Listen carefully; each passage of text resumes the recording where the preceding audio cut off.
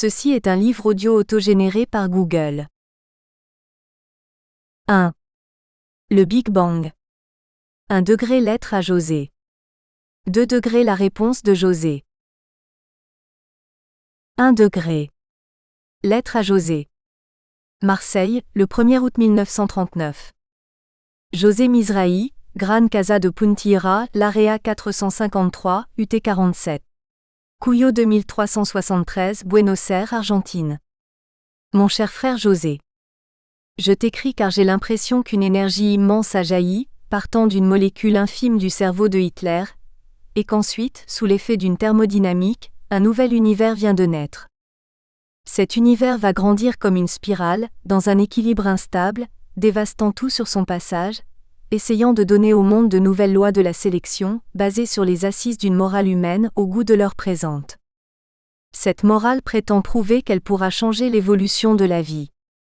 Albert Einstein, certainement le plus grand génie du 20e siècle, a obtenu le prix Nobel en 1922 pour ses travaux sur la relativité qui ont bouleversé les théories de Newton sur l'espace, le temps et la gravitation. Il a gardé en lui, comme tout juif, la connaissance de l'unité divine, et il dit « Dieu ne joue pas aux dés ». Croire que cette évolution est due à la rigide dualité entre le hasard et la nécessité est un leurre.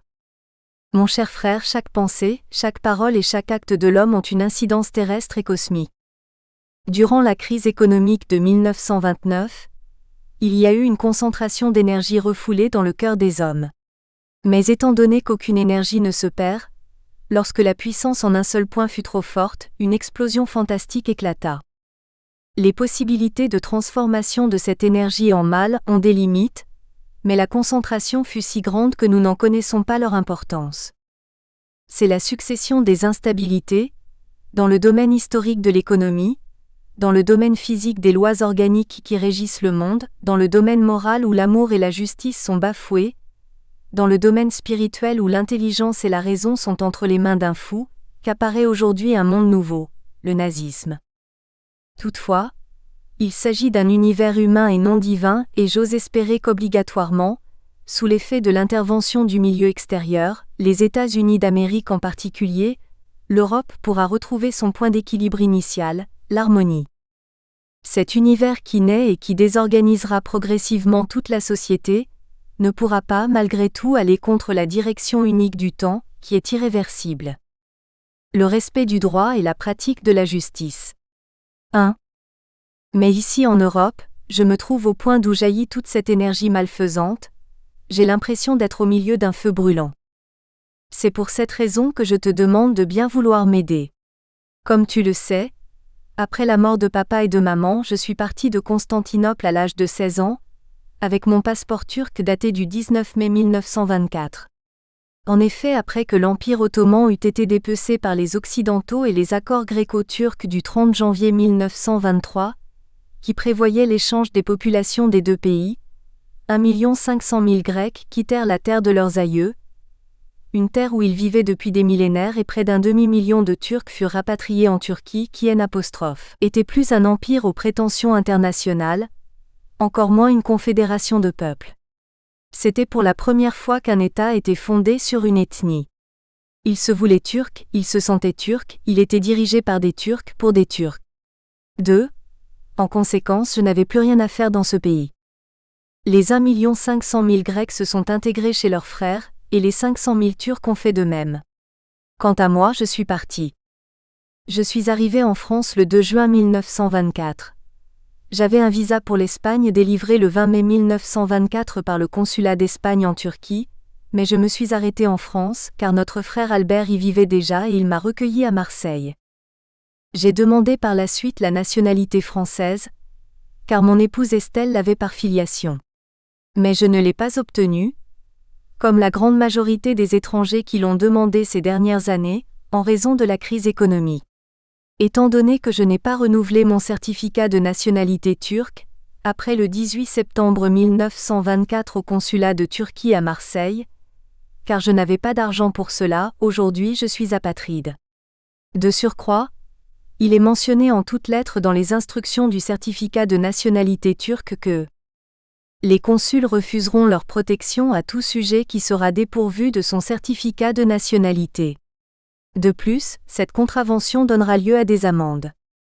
Donc personne ne me viendra en aide si le nazisme se propage en France.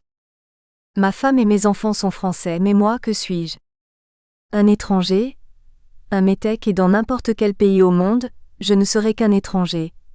Alors je préfère être un étranger dans un pays en paix où je retrouverai l'harmonie au sein de l'unité familiale plutôt que de rester en tant que métèque. Dans un pays qui, comme je te l'ai dit, est pour moi un feu brûlant, et d'où je ne sais si j'en sortirai vivant à la suite d'une guerre imminente. Depuis l'affaire Dreyfus, la haine engendrée contre nous, les Juifs, par la propagande antisémite, est restée dans le cœur des gens de génération en génération jusqu'à la nôtre. L'antisémitisme nazi qui prend ses sources dans 2000 ans de christianisme, va attiser les flammes du foyer qui couve. De ce fait, les Juifs de France comme ceux d'Allemagne ont peur de dire qu'ils sont juifs, que faire? Il y a 2000 ans, le grand Hillel disait déjà: « Si je ne suis pas pour moi, qui le sera? Et si je suis pour moi, qui suis-je? Et si ce n'est maintenant, quand ?» 6. Je n'ai en ce qui me concerne qu'une chose à faire, c'est préserver la vie de mes enfants, celle de ma femme et la mienne. Je dois respecter l'ordre des priorités. L'homme doit d'abord préserver sa famille, ensuite la communauté de sa ville, son pays et si possible, l'humanité entière. Mais puisque je n'ai pas de pays, pourrais-tu me recevoir chez toi à Buenos Aires et me prêter l'argent pour que je puisse payer mon voyage, ainsi que celui de ma femme Estelle et de mes 2 enfants Robert et Edmond? Dès que j'aurai trouvé du travail en Argentine, je te rembourserai. Mon cher frère José, je te remercie d'avance et je t'embrasse très fort ainsi que toute ta famille. Marcel. 1. Passeport. 2. Passeport. 3. Passeport. 2 degrés. La réponse de José. Par retour du courrier, après l'envoi de la lettre datée du 1er août 1939 de mon père à son frère José, sa réponse nous arrivait d'Argentine. L'enveloppe que me donna le facteur était blanche. Il y avait en haut, à droite, le dessin d'un tigre encadré par les mots « El Tigre del Once » et dessous en gros caractères « José Mizrahi ». Le timbre sur l'enveloppe représentait l'Amérique du Sud, en blanc, sur un fond d'océan, avec en surimpression l'Argentine de couleur marron. La valeur du timbre était de 1 peso. Je montais 2 à 2 les marches de l'escalier pour arriver au premier étage, fier d'avoir en ma possession ce que je considérais comme un trésor, avec un grand T. Je détenais entre mes mains le Nouveau Monde tout entier. Souvent je parlais à mes camarades de mon oncle d'Amérique, comme s'il s'agissait d'un surhomme, car pour nous il avait fait fortune là-bas. Un de mes amis dont les parents étaient originaires de Barcelonnette, avait lui aussi un oncle en Amérique, au Mexique. Nous faisions tous 2 figure de privilégiés, auprès des autres enfants du quartier, car l'Amérique avait l'auréole du continent où l'or coulait dans les rivières. Un jour, grand-père qui m'entendit parler ainsi de surhomme me dit: « Mon fils, l'homme ne peut être un surhomme. Il y a des inégalités de nature, les gens peuvent être plus petits ou plus grands, certains sont plus intelligents que d'autres, mais aucun ne peut être un surhomme. À toutes les époques, il y a eu des hommes qui ont voulu être des surhommes, au point de se comparer à Dieu, et d'essayer d'en effacer le nom. Pour ce faire, ils ont développé le culte de la personnalité et la haine de l'Éternel.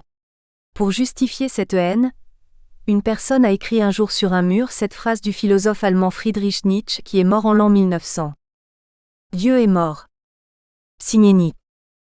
Dessous, un passant a ajouté « Nietzsche est mort. » Signé Dieu. 1.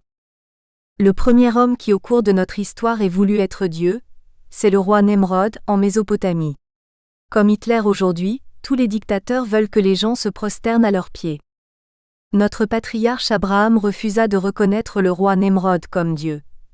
Alors ce roi le jeta dans une fournaise, mais Abraham en sortit vivant. Son frère Haran qui était un impie avait dit: « Si Abraham réchappe de cette fournaise, alors je me joindrai à lui et je croirai en l'Éternel. Par contre s'il meurt, je continuerai à adorer le roi Nemrod. » Lorsqu'Haran vit que son frère était sorti de la fournaise sain et sauf, il dit qu'il adorerait l'Éternel. Alors le roi Nemrod le jeta au feu à son tour et il mourut.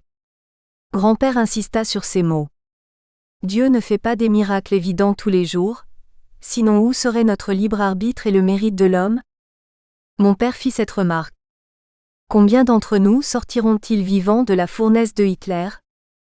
Dans la longue liste des rois et des dictateurs qui se prenaient pour Dieu ou le soleil, il y a eu Louis XIV qui institua le culte de la personnalité. Il se fit peindre en habit de parade debout, l'air martial, le sceptre à la main. Le tableau fut reproduit des centaines de fois et envoyé dans les villes de France. Mais notre siècle a les plus beaux fleurons qu'ait connus l'humanité depuis sa création. Hitler, Mussolini, Staline, Franco, et ce n'est pas tout. Qu'ils soient de droite ou de gauche, les dictateurs ne se maintiennent au pouvoir que grâce à l'oppression sur leur peuple, à des camps de concentration, à la torture et à la liquidation des opposants à leur régime.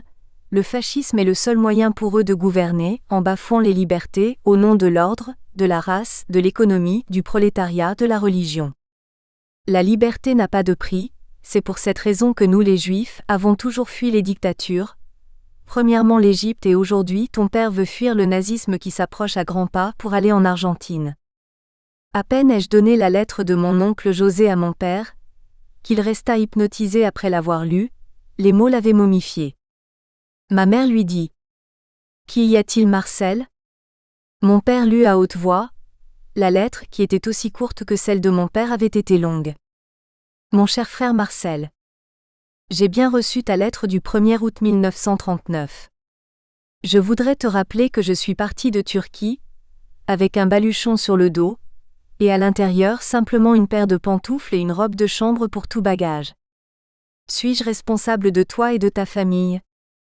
Tu es adulte, il te suffit de faire comme moi. Je vous embrasse tous. José. Ma mère était très belle, avec ses yeux verts.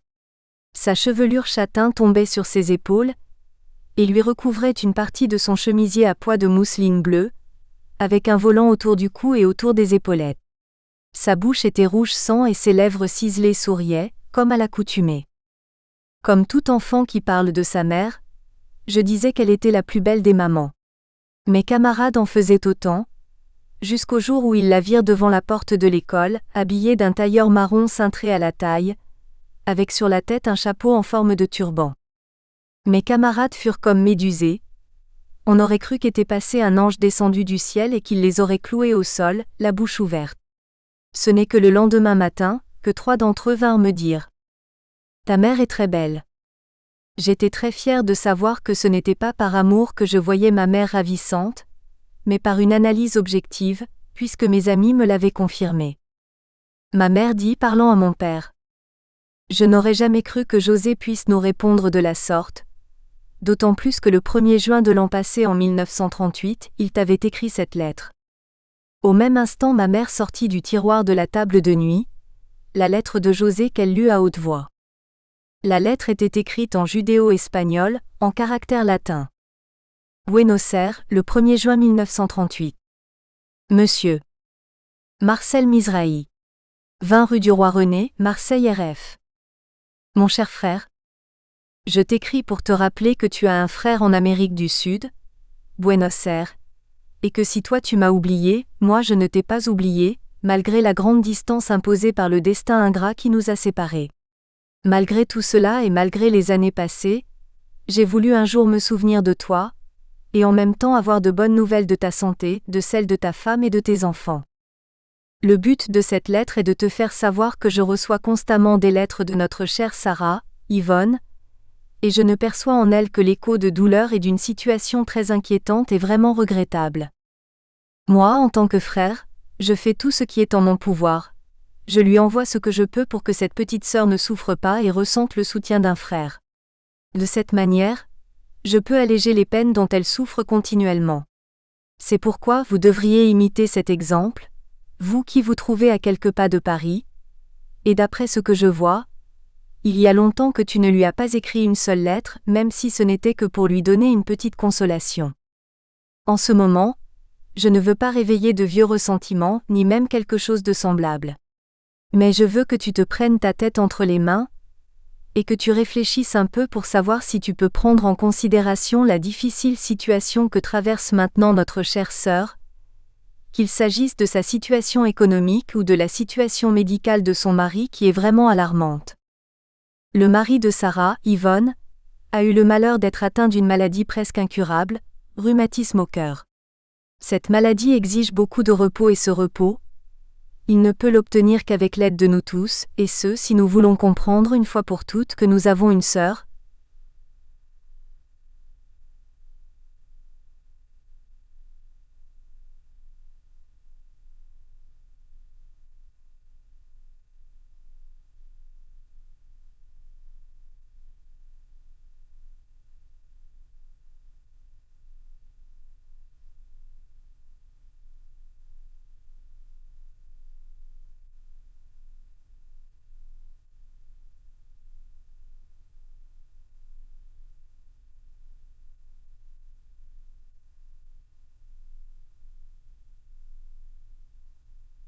que nous devons l'aider à tout prix même s'il nous faut nous enlever le pain de notre bouche. Dans des termes identiques, j'ai déjà écrit à Albert pour qu'il fasse son possible pour aider Sarah, Yvonne. Quant à moi, pense que je fais déjà tout ce qu'il est possible pour ne pas la laisser souffrir. Mais mon aide seule n'est pas suffisante. Il faut que chaque partie participe également pour pouvoir au moins équilibrer les dépenses mensuelles. De cette manière, nous pourrons conjointement apporter notre aide à l'amélioration de l'état de santé de notre cher beau-frère. Ainsi, il pourra recouvrer des forces pour travailler et subvenir aux besoins de sa femme et de ses enfants.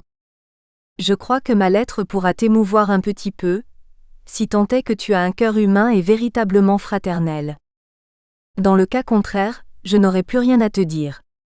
J'espère que cette lettre sera pour toi un véritable conseil de frère, que tu y penseras et que tu y réfléchiras avant qu'il ne soit trop tard. Je n'ai plus rien à te dire, si ce n'est que j'espère que tu transmettras mes cordiales salutations à ta chère femme et des baisers à tes enfants. Ton frère qui t'apprécie. José Mizrahi. Réponse sans faute. 2. Après que ma mère eut terminé la lecture de la lettre de José qui datait de plus d'une année, elle dit à mon père: Je sais que ta sœur a toujours été sa préférée dans la famille, mais toi, tu es tout de même son plus jeune frère. Lorsque nous avons reçu cette lettre, nous avons voulu oublier toutes les méchancetés de ta sœur Sarah. Ton frère Albert a fait de même. Pourtant, durant de nombreuses années, elle n'a pensé qu'à une chose: créer la zizanie dans la famille. Elle passait son temps à méditer le mal, à déchaîner la discorde. 3. Lorsque tes parents sont morts, seul ton frère Moïse de Constantinople t'a aidé, alors que tu n'étais qu'un gamin. José et Albert étaient partis de Turquie, Sarah, Yvonne, n'a rien voulu faire pour toi. Lorsque tu es venu en France, elle t'avait précédé, et elle a recommencé son manège. Heureusement que ton frère Albert était là, qu'il t'a appris le métier de tailleur, sinon tu te serais retrouvé à la rue dans un pays que tu ne connaissais pas. Pour ma part, durant les 3 années qui ont suivi la naissance d'Edmond, je n'ai plus travaillé pour pouvoir l'élever et à partir de ce moment-là, tes revenus étaient tout juste suffisants pour vivre. Auparavant, je travaillais dans une maison de haute couture en tant que première main, et avec ton salaire et le mien, nous vivions très bien. Dès que nous avons reçu la lettre de ton frère, j'ai décidé de reprendre le travail en m'installant à mon compte en tant que tailleuse à domicile. Ainsi nous avons pu aider ta sœur. Je pense que nos revenus ainsi que ceux d'Albert qui est marchand forain à Gap dans les Hautes-Alpes ne sont absolument pas comparables à ceux de ton frère à Buenos Aires. Pourtant nous avons fait de gros efforts, mais cela n'a pas empêché ton beau-frère de mourir quelques mois après. Aujourd'hui, c'est nous qui avons besoin de ton frère José passagèrement, car nous avons tous deux un métier qui nous permettra de vivre à Buenos Aires, d'autant plus que l'Argentine est un pays où on parle espagnol. Cela facilitera notre adaptation, même si notre judéo-espagnol est la langue de la vieille Castille du XV siècle, que nous parlons toujours depuis que nos ancêtres ont été chassés d'Espagne par Ferdinand II et Isabelle la catholique, qui expulsèrent les Juifs en 1492, nous pourrons tout de même comprendre et nous faire comprendre dans un pays hispanophone comme l'a déjà fait José par le passé. L'avenir nous dira quelles seront les conséquences de la réponse de José. 4. Estelle Mizrahi. 5. Mordéé Marcel Mizrahi. 6. Lettre de José Mizrahi du 1er juin 1938. 2. L'antisémitisme. 1 degré les rafles. 2 degrés le chaos. 3 degrés la haine. 1 degré. Les rafles. Ce fut au cours de l'année 1942 que commença la pire des persécutions systématiques qui auraient dû, selon le désir des nazis, mener le peuple juif vers la solution finale et l'extermination totale. Le 20 janvier 1942, les hauts dignitaires nazis furent convoqués dans la banlieue de Berlin à la conférence de Wannsee, dont le siège était situé dans une très belle villa au 56 à 57 rue de Wannsee. Cette conférence avait pour but de discuter de la solution finale de la question juive en Europe. Les nazis étaient très bien organisés et très administratifs. Après la guerre, fut retrouvé le procès-verbal de cette conférence de Wannsee, qui ne parle pas de l'élimination des Juifs, mais de leur installation et de leur traitement spécial. Cependant, quand on demanda à Adolf Eichmann, lors de son procès à Jérusalem en 1961, de quoi il avait été question lors des 90 minutes de la conférence de Wannsee, il répondit : « Nous avons parlé des différents moyens de tuer, de liquider et d'exterminer les Juifs. 1. Pour préparer cette conférence, les services secrets allemands avaient fait un recensement approximatif, mais tout de même assez juste, de tous les Juifs résidant en Europe. Un extrait du procès-verbal mentionne que le chiffre global des Juifs à exterminer était d'environ 11 millions. L'extermination systématique des Juifs de France commença le 16 et 17 juillet 1942. Elle eut lieu à Paris. Ce ne fut pas la première, mais la plus grande rafle de l'histoire de ce pays, qui fut dénommée par leurs auteurs comble de l'ironie, vent printanier. Le 27 mars 1942, avait déjà eu lieu le premier convoi de Juifs, exclusivement des hommes, qui quitta la France pour le camp d'extermination d'Auschwitz en Pologne. C'est au mois de juin 1942 que les chefs SS négocièrent la déportation de la population juive avec le Premier ministre Pierre Laval, le chef de la police, René Bousquet et le commissaire général aux questions juives, Darquier de Pellepoix. Ce sont 4000 agents de la police municipale de Paris, et non des Allemands, qui sous les ordres de leur directeur, M. Hennequin, organisèrent cette rafle. Les instructions du directeur de la police municipale étaient très claires. Premier, les gardiens et les inspecteurs, après avoir vérifié l'identité des Juifs qu'ils ont mission d'arrêter, n'ont pas à discuter les différentes observations qui peuvent être formulées par eux, les Juifs. 2 degrés, ils n'ont pas à discuter non plus de l'état de santé. Tout Juif à arrêter doit être conduit au centre primaire. 7 degrés, les opérations doivent être effectuées avec le maximum de rapidité, sans paroles inutiles et sans aucun commentaire. 2. Les policiers avaient en main les listes des noms et des adresses des Juifs qu'ils devaient arrêter, puisque les recensements avaient déjà été effectués. En pleine nuit, dès 3 heures du matin, le 16 juillet 1942, la police française frappa aux portes des Juifs de Paris et de la région parisienne. Elle arrêta 13 152 personnes, sans distinction de sexe, d'âge ou d'état de santé. Pourtant, les Allemands n'avaient pas demandé que les enfants soient arrêtés, et cependant il y en eut 4 115 qui furent déportés vers les camps de la mort, soit plus de 30%.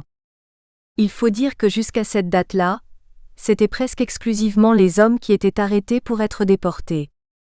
Une minorité de policiers fut sensible à la détresse des familles et essaya de ne pas les rafler, mais la très grande majorité exécuta les ordres sans discuter. Cette rafle du 16 juillet 1942 fut dénommée par la communauté juive le Jeudi noir. Malheureusement, la rafle continua le vendredi 17 juillet. Tous les Juifs arrêtés furent conduits sous bonne escorte, dans les 60 autobus réquisitionnés de la TOM CRP, devenue plus tard la RATP, et transportés pour certains jusqu'au Vélodrome d'hiver, le Veldiv comme l'appelaient les Parisiens. 3. Les 13 152 Juifs raflés furent répartis en 2 groupes.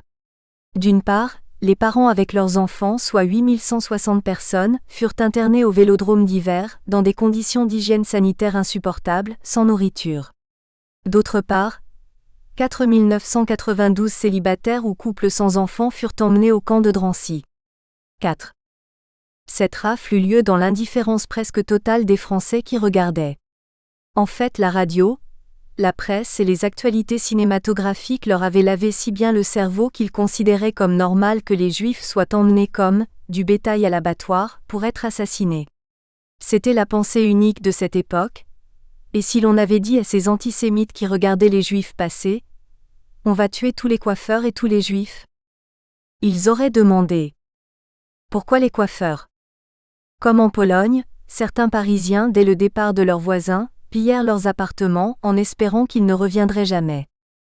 Les Juifs raflés le 16 et le 17 juillet 1942 commencèrent à être envoyés vers les camps de la mort, à Auschwitz en particulier. À partir du 22 juillet 1942, ce fut par le convoi numéro 9-5 jusqu'à épuisement du stock, comme auraient dit les SS. Dans la semaine qui suivit le 17 juillet 1942, la tante Yvonne, Sarah, la sœur de mon père, vint chez nous à la maison à Marseille. Elle descendait tout droit de Paris, avec son nouveau compagnon, un ancien ami de son défunt mari qui se nommait Hérisson. C'était un bel homme aux yeux bleus et aux cheveux roux, mais les 3 enfants de la tante Yvonne, Sarah, n'étaient pas avec elle. À peine arrivée, la tante nous embrassa tous et nous présenta son nouveau compagnon qui n'était pas juif. Il lui avait permis de partir de Paris pour venir à Marseille, en évitant tous les contrôles d'identité. Après quoi, la tante Yvonne se mit à pleurer. Les larmes coulaient encore sur son visage lorsqu'elle nous raconta « Il y a des rafles à Paris. La semaine dernière, nous avons été avertis qu'une rafle devait avoir lieu dans notre quartier. Avec mes 3 enfants, je suis sortie de la maison, mais lorsque nous étions dans la rue, mon fils aîné Salvatore dit qu'il avait oublié un objet. Alors sa sœur Eugénie lui dit « Je ne veux pas te laisser seule, je remonte avec toi dans l'appartement. » À une vingtaine de mètres, j'attendais le retour de mes enfants avec dans les bras mon garçon le plus jeune, Maurice. Alors, j'ai vu 3 hommes de la police entrer dans l'immeuble où nous habitions et redescendre avec mes 2 enfants qu'ils venaient d'arrêter. Je mis la main sur la bouche de Maurice, afin qu'il ne criât pas pour appeler son frère et sa sœur. Sans rien dire, je partis en accélérant le pas. Par la suite, je suis allé cacher le petit dans un home d'enfants.